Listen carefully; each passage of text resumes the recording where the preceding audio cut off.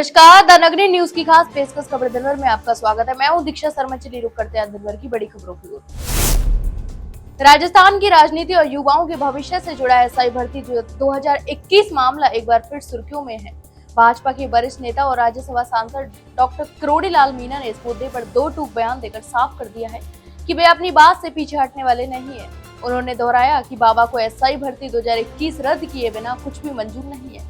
यही नहीं, डॉक्टर मीणा ने सोशल मीडिया पर लिखा कि मीणा जाति का खून स्वाभिमानी होता है। हमारी इज्जत के लिए गर्दन कट सकती है, लेकिन हम अपनी जुबान से नहीं पलटते। उनका यह बयान युवाओं के बीच तेजी से वायरल हो रहा है और आंदोलन की एक नई ऊर्जा भी मिल रही है। गौरतलब है कि एसआई भर्ती 2021 को लेकर लंबे समय से विवाद चल रहा है और युवाओं का आरोप है कि भर्ती प्रक्रिया में पारदर्शिता नहीं रही और इसमें बड़े पैमाने पर गड़बड़ी भी हुई है। इस मामले में पहले भी कई बार प्रदर्शन हो चुके हैं, लेकिन अब करोड़ी की सख्त भूमिका के बाद यह मुद्दा फिर से जोर पकड़ रहा है। राजस्थान के बारां जिले की अंतर विधानसभा सीट से बीजेपी विधायक कंवरलाल मीणा को सुप्रीम कोर्ट के आदेश के बाद 21 मई को कोर्ट में सरेंडर करना होगा। बता दें कि कंवरलाल को एसडीएम को पिस्टल दिखाने के मामले में ट्रायल कोर्ट से 3 साल की सजा भी मिली थी, जिसे राजस्थान हाई कोर्ट ने भी बरकरार रखा। इसके अलावा सुप्रीम कोर्ट से भी उन्हें कोई राहत नहीं मिल पाई, जिससे अब उनकी विधानसभा सदस्यता पर भी संकट मंड रहा है। 1 मई को हाई कोर्ट के फैसले के बाद से ही कांग्रेस लगातार विधानसभा अध्यक्ष वासुदेव देवनानी पर कंवरलाल की विधायकी रद्द करने का दबाव बना रहे हैं, तो वहीं दूसरी ओर बीजेपी विधायक की सदस्यता बचाने के लिए कानूनी और राजनीतिक स्तर पर प्रयासरत है। सुप्रीम कोर्ट में भी रिवीजन याचिका दायर कर सजा कम करने की गुहार लगाई गई है, लेकिन अब तक उस पर सुनवाई नहीं हुई है। बीजेपी के एक वर्ग ने राज्यपाल से दया याचिका लगाने का सुझाव भी दिया ताकि सजा में राहत मिल सके। इसके लिए वरिष्ठ वकीलों और कानूनी विशेषज्ञों से राय भी ली गई, लेकिन इसमें मतभेद सामने आए हैं। राजस्थान के नागौर जिले के कुचामन सिटी के पास स्थित नावा रेलवे स्टेशन के निकट महावीर नमक उद्योग रिफाइनरी में बुधवार को भीषण आग लग गई। प्रारंभिक जानकारी के अनुसार आग लगने का कारण रिफाइनरी में लगे बॉयलर का फटना बताया जा रहा है। बॉयलर फटते ही पूरे परिसर में तेज धमाका भी हुआ, जिसमें आसपास के क्षेत्र में अफरा तफरी मच गई। इस घटना की सूचना मिलते ही दमकल विभाग की गाड़ियां मौके पर पहुंची और कई घंटों की मशक्कत के बाद आग पर काबू भी पाया गया। आग की लपटें इतनी तेज थी कि आसपास की इमारतों और घरों में रह रहे लोगों में दहशत फैल गई। इस रिफाइनरी के पास घनी आबादी होने के कारण आग लगने का खतरा भी बना रहा, लेकिन फायर ब्रिगेड की तत्परता से एक बड़ी दुर्घटना टल गई। इस घटना की जानकारी मिलते ही नावा पुलिस भी तुरंत मौके पर पहुंची और स्थिति को नियंत्रण में लिया। पुलिस ने क्षेत्र को घेर कर लोगों को सुरक्षित स्थानों पर पहुंचाया। राहत की बात यह रही कि इस हादसे में किसी भी व्यक्ति के हताहत होने की सूचना नहीं है। हालांकि रिफाइनरी की भारी आर्थिक नुकसान भी नहीं हुआ है। दिल्ली पुलिस ने सोमवार शाम राजस्थान के दौसा जिले से कुख्यात अपराधी और सीरियल किलर देवेंद्र शर्मा उर्फ डॉक्टर डेथ को गिरफ्तार कर लिया। 67 वर्षीय शर्मा पिछले साल अगस्त 2023 में पैरोल पर रिहा होने के बाद से फरार चल रहे थे। उसे दिल्ली, हरियाणा और राजस्थान की विभिन्न अदालतों ने 7 अलग-अलग मामलों में आजीवन कारावास की सजा भी सुनाई थी, जबकि एक मामले में गुरुग्राम की अदालत ने उसे मृत्यु दंड भी दिया था। पुलिस उपायुक्त आदित्य गौतम ने बताया कि देवेंद्र शर्मा दौसा के एक आश्रम में पुजारी का भेष धारण कर रहे थे और खुद को आध्यात्मिक व्यक्ति बताकर लोगों को गुमराह भी कर रहे थे। दिल्ली पुलिस की अपराध शाखा को सूचना मिली कि वह झूठी पहचान के साथ वहां छिपा है। इसके 6 महीने तक चले सघन सर्च ऑपरेशन के बाद उसे गिरफ्तार भी किया गया।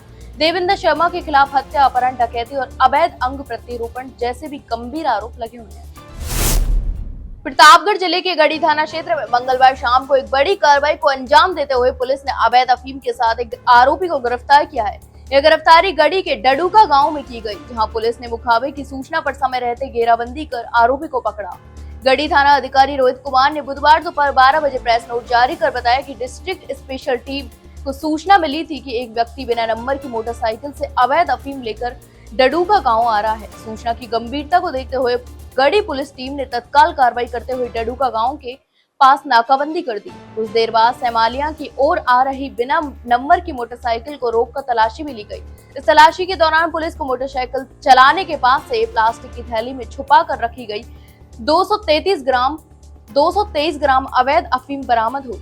पुलिस ने आरोपी की पहचान भारत लवाना पुत्र ईश्वरलाल लवाना, उम्र 40 वर्ष, निवासी लवाना मोहल्ला सिद्धपुरा, थाना रटनाजा, जिला प्रतापगढ़ के रूप में की है। राजस्थान इन दिनों भीषण गर्मी और लू के कहर से जूझ रहा है। मंगलवार को प्रदेश के कई जिलों में तापमान 45 डिग्री सेल्सियस से ऊपर दर्ज किया गया, जिससे जनजीवन बुरी तरह प्रभावित हुआ। चूरू, बीकानेर, फलौदी, बाड़मेर, पिलानी और श्रीगंगानगर जैसे शहरों में तापमान 45 से 46 डिग्री के बीच रहा। सबसे अधिक गर्मी गंगानगर में दर्ज की गई, जहां पारा 46.3 डिग्री सेल्सियस तक पहुंच गया। जयपुर, अजमेर, भरतपुर, जोधपुर और बीकानेर जैसे शहरों में सुबह से ही तेज धूप और गर्म हवाएं भी चली। गर्मी को देखते हुए जयपुर नगर निगम से विभिन्न बाजारों जैसे हवा महल, अजमेरी गेट, त्रिपोलिया बाजार और किशन पोल में वाटर फॉग मशीनों से सड़कों पर पानी का छिड़काव भी शुरू कर दिया है, ताकि लोगों को गर्मी से राहत मिल सके। अजमेर में हीट वेव को लेकर जेएलएन अस्पताल में प्रशासन अलर्ट पर है। अस्पताल ने बर्फ की सिल्लियों की व्यवस्था भी शुरू कर दी है, ताकि हीट वेव से प्रभावित मरीजों को तत्काल राहत दी जा सके। इसके अलावा मौसम विभाग ने 25 मई तक राज्य के 10 जिलों में हीट वेव का ऑरेंज अलर्ट भी जारी किया है। उदयपुर में जिला स्वास्थ्य समिति की एक महत्वपूर्ण बैठक जिला कलेक्टर नविद मेहता की अध्यक्षता में आयोजित की गई। इस बैठक में जिले में चल रही विभिन्न स्वास्थ्य योजनाओं की प्रगति की समीक्षा भी की गई।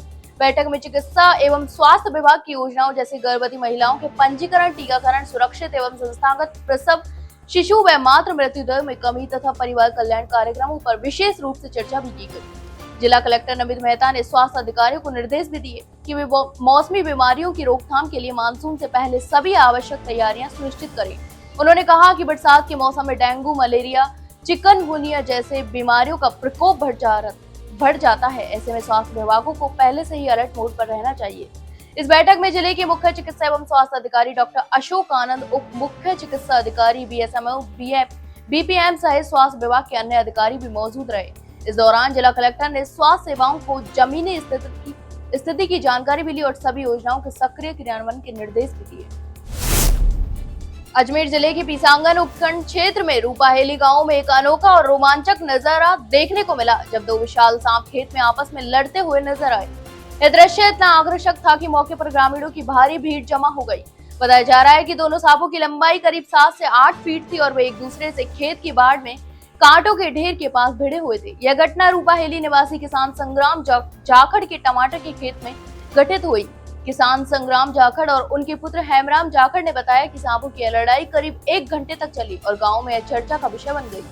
ग्रामीणों के अनुसार सांपों की लड़ाई को पारंपरिक रूप से अच्छा और शुभ संकेत माना जाता है, खासकर बारिश के लिहाज से। उनका कहना है कि जब गाँव में इस तरह की घटना हुई है, उसके बाद एक सप्ताह के भीतर अच्छी बारिश भी हुई और फसलें लहरा उठी। अजमेर में एक सरकारी नौकरी करने वाले बुजुर्ग व्यक्ति के खिलाफ एक महिला ने शादी का झांसा देकर दुष्कर्म करने का मामला दर्ज कराया है। पीड़िता ने किशनगंज थाने में शिकायत दर्ज कराई, जिसमें आरोप लगाया कि बुजुर्ग ने उससे शादी का वादा करके पिछले 8 सालों से उसका यौन शोषण किया। पुलिस के अनुसार पीड़िता और आरोपी की जान पहचान एक होटल में हुई थी। पीड़िता का आरोप है कि बुजुर्ग, जो पहले से ही शादीशुदा है, उससे शादी का वादा किया और इस वादे के आधार पर लगातार उसका दुष्कर्म करता रहा। अब बुजुर्ग ने शादी करने से इनकार कर दिया, जिसके बाद पीड़िता ने पुलिस का दरवाजा खटखटाया। किशनगंज थाना पुलिस ने पीड़िता की शिकायत पर विभिन्न धाराओं के तहत मामला भी दर्ज कर लिया। पुलिस ने महिला का मेडिकल परीक्षण करवाया और मामले की जांच में जुट गई। सब इंस्पेक्टर पारुल यादव ने इस घटना की जानकारी दी। पुलिस अब आरोपी बुजुर्ग से पूछताछ कर आगे की कार्रवाई करेगी। राजस्थान के पोल्ट्री फार्म संचालक इन दिनों बिजली टैरिफ कोड बदलने और सब्सिडी हटाने से परेशान हैं।